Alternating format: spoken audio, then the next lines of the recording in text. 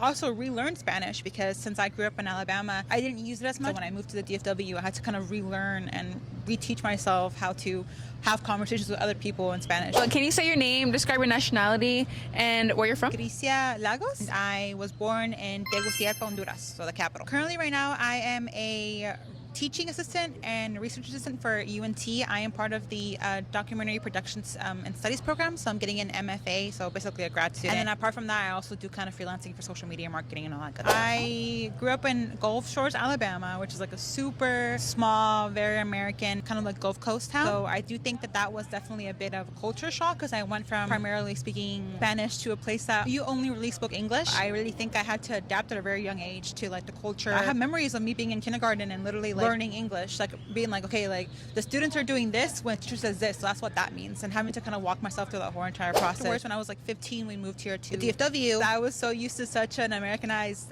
small town that when I moved here, I was like, oh my God, everyone's Hispanic. What brought you and your family to pick Alabama? Hurricane Katrina hit. So they were rebuilding, and so they were looking for a lot of people to work. I think I've always been very obsessed with storytelling. Kind of find a job where I could kind of do that, like continue to storytell, but also make an impact to the community. I did journalism for a couple of years, and now I'm doing like documentary productions and film studies. I want to be able to give like a platform to the community that is like underrepresented or misjudged, or I tackle like really controversial topics. I would say there was a lot of like inner self-doubt because obviously it's not considered to be a traditional, I think, career path. I think as like a first-gen immigrant, you always have that, I feel like that weight or that pressure that you carry from your parents' like sacrifices to get you here and what you've done and all that stuff. And so I think at the beginning was very much, okay, like how do I make money off of this? Yeah. The second biggest struggle was I definitely started to realize that really just saying yes to everything, have that mentality as an immigrant, like say yes to every opportunity because you know, now that I'm in my late 20s, I'm really looking at life a lot differently and more in a sense of like I want to continue to do these things and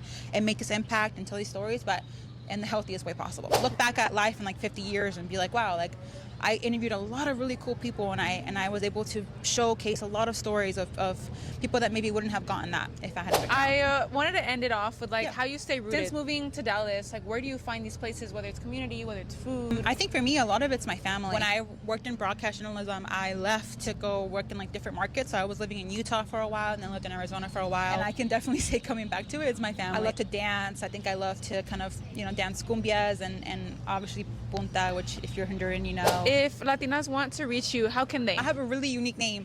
So if you just search my name, Patricia, and it's spelled correctly, you're going to find me.